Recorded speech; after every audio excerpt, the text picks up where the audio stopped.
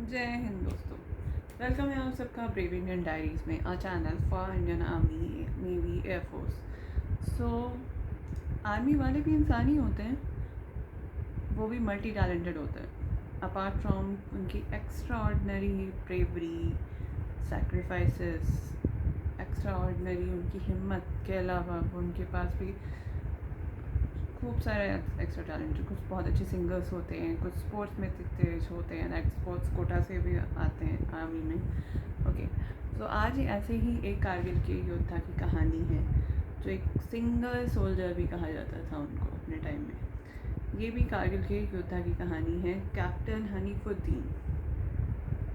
कारगिल के वीर कैप्टन हनीफुद्दीन, जो single soldier कहे जाते थे। सो वेलकम आप सबका। कारगिल के युद्ध की बात होती है, कई वीरों की कहानियाँ सामने आती हैं। अब तक कारगिल के बहुत सारे वीरों की कहानियाँ आपको सुनाई हैं, आगे भी सुनाते थे, बिकॉज कारगिल एक ऐसा युद्ध था जिसमें हर एक सोल्जर जो भी था उसने बहुत बहुत इम्पॉर्टेंट काम किया है, सेक्रीफाइसेस दी हैं। सो हमें उनके याद करना चाहिए। ओके, सो एक ऐसा युवा अधिकारी जिसने सिर्फ मात्र 25 साल की उम्र में देश के लिए अपनी जान दे दी, बलिदान दे दिया। जान दे दी नहीं कहना चाहिए, उन्होंने सुप्रीम सेक्रीफाइस किया। उनका नाम था कैप्टन हनीफुद्दीन। उन्हें साबित कर दिया कि देशभक्ति किसी धर्म या जाति से नहीं बल्कि दिल से होती है। मुस्लिम थे, बट इट डजंट मीन कि वो इंडियन आर्मी के लिए नहीं थे। धर्म से नहीं होता, जज्बे से होता है, फीलिंग होती है, वो पागलपन, वो मैडनेस, वो बचपना, वो जोश होना चाहिए टू बी इन आर्मी। देशभक्ति किसी धर्म से नहीं। आज हम जानेंगे उनकी बहादुरी की कहानियाँ, तथ्य, आंकड़े। जन्म 23 अगस्त 1974, जन्म स्थान नई दिल्ली। पिता, बचपन से ही उनका निधन हो गया। जब वो छोटे थे तो उनके पिताजी का निधन हो चुका था। माता हेमा आदि प्रसिद्ध शास्त्रीय गायिका। क्योंकि उनका बैकग्राउंड सिंगिंग का था, उनकी माँ एक शास्त्रीय गायिका थी, तो वो भी अपनी डिफ़िकल्ट सिचुएशन में भी अपनी टीम का मोराल बूस्ट करने के लिए गाते थे, तो उन्हें सिंगर सोल्जर कहते थे। उन्हें पढ़ाई में दिल्ली यूनिवर्सिटी से की, शिवाजी कॉलेज से। इसके बाद उन्होंने भारतीय सेना ज्वाइन किया। उन्होंने ट्रेनिंग ली IMA से। कमीशन वर्ष 1997 में उन्हें पहली कमीशन मिली थी। राजपुताना राइफल्स में ही थे। उनकी पोस्टिंग लद्दाख क्षेत्र में थी। यही समय था जब कारगिल युद्ध शुरू हुआ। कारगिल बटालिक उनकी जो पहली पोस्टिंग थी, बटालिक क्षेत्र, जो कि बहुत ही ठंडा एरिया था। वहाँ पे अपने ट्रूप्स के साथ उन्हें पेट्रोलिंग करनी थी। पेट्रोलिंग के वक्त, जो कि 16,000 से 17-18,000 फीट ऊंची ठंडी बर्फ़ से ढकी हुई चोटियों पे उन्हें पेट्रोलिंग करनी थी। पेट्रोलिंग के वक्त उन्हें कुछ दुश्मन दिखे। पेट्रोलिंग के वक्त इतनी ठंडी, इतनी ज़्यादा बर्फ़ थी कि लोगों को चलना मुश्किल था। जो उनकी टीम थी, अप्रॉक्स 16 to 17 to 18 सोल्जर्स की, सब थके आ रहे थे, हिम्मत टूट रही थी।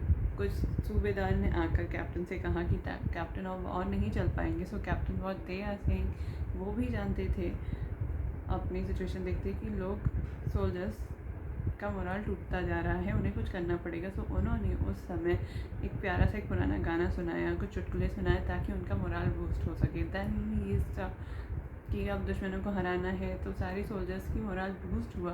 तो फिर जो उन्होंने हाथ से राइफ़ल्स छोड़ दी थी, वह राइफ़ल्स फिर से उठा ली।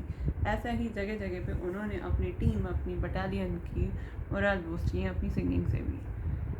कारगिल युद्ध अवधि, जैसे हम जानते हैं, मई से जुलाई 1999 तक कारगिल युद्ध चला था।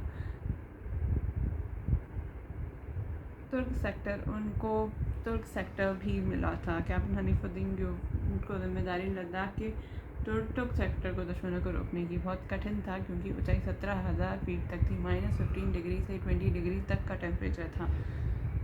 ऑक्सीजन बेहद कम, बावजूद उन्होंने सैनिकों का नेतृत्व किया। अंतिम मिशन .5590 1999 में भारतीय सेना को आदेश मिला .5590 को कैप्चर करने का। कैप्टन हनीफुद्दीन अपनी टीम के साथ आगे बढ़े। भारी गोलीबारी के बीच भी वो लगातार लड़ते रहे और उन्होंने पीछे नहीं हटे।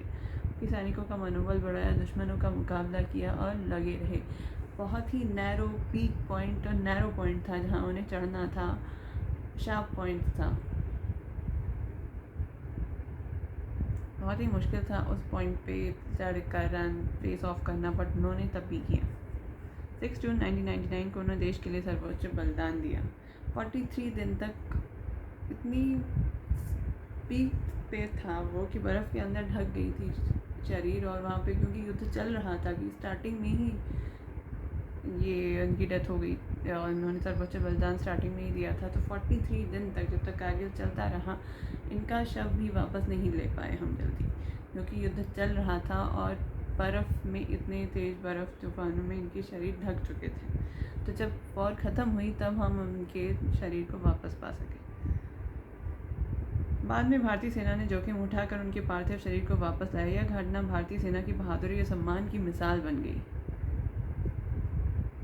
कैप्टन हनीफुद्दीन की वीरता के लिए उन्हें मरणोपरांत वीर चक्र से सम्मानित किया गया। तीसरा सबसे बड़ा युद्धकालीन वीरता पुरस्कार। कारगिल युद्ध में कई सैनिकों को सम्मान मिला है। आज भी दिल्ली की एक सड़क, दिल्ली में मयूर विहार फेज़ 1 में एक स्कूल है, कैप्टन सर और इनके नाम पे एक स्कूल है, एक सड़क है। हम बहुत सारी मूवीज़ में इस कैरेक्टर को देख चुके हैं। कैप्टन हनीफुद्दीन मार्ग है, स्कूल है, देवन school in Dehradun Uttaranchal as well. Captain Hanifuddin तो जितनी भी बुक्स लिखी गई हैं कारगिल पे और कैप्टन पे, इनके नाम का जिक्र भी ज़रूर हुआ है।